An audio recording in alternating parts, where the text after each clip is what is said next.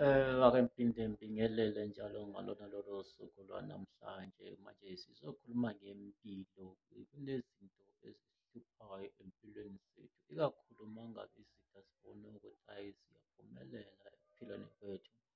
Kuba nemihambo uma-ke manje sisuka sihlangane nayo nathi singabaphilileyo, kodwa kubalulekile ukuthi izinto ezifana nalezi uzigweme, uzifike zingakaze zifike kuwe.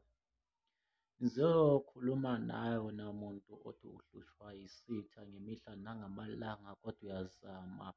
Mawukuthi uyazama, kodwa-ke manje akuzameki. Akuthathe lezi zinto ezintathu, isipaha, ubusuthatha indlavaloyi,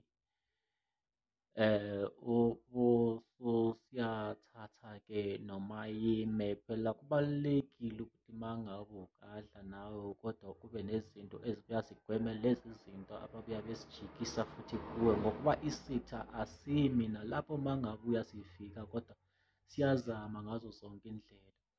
Sebenzisa lezi zinto-ke manje esikhathini esiningi ukugquma ngaso, ezinye siyageza, kanti isipaha uyakwazi ukukhipha ngaso. Ukuthi manje uma ngabe usungathatha futhi naso isipaha, uthathe impindamshaye, ubusuyathatha iphinde emuva.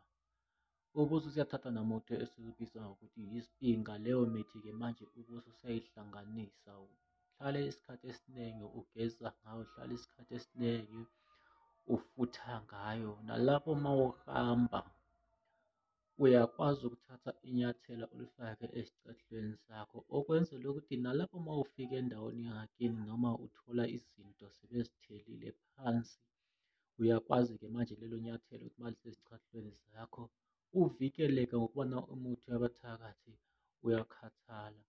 Ngibonge leli thuba njalo, okusho ukuthi uma ngabe ufuna okuningi mayelana ngezimo zokuvula izinhlanhla zemali, ungangithola kule namba 0832066954, 0832066954.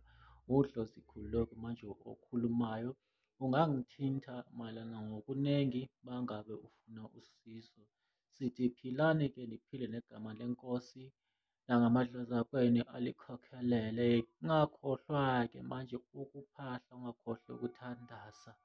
Idlozi lakho lizokufikela kuzo zonke izinto, ngoba okunye nokunye sikwenza ngamandla edlozi. Sibonge leli thuba, sibonge nani babukeli elithe manje le video yafika kini lokhu elingabaphilileyo. Amen.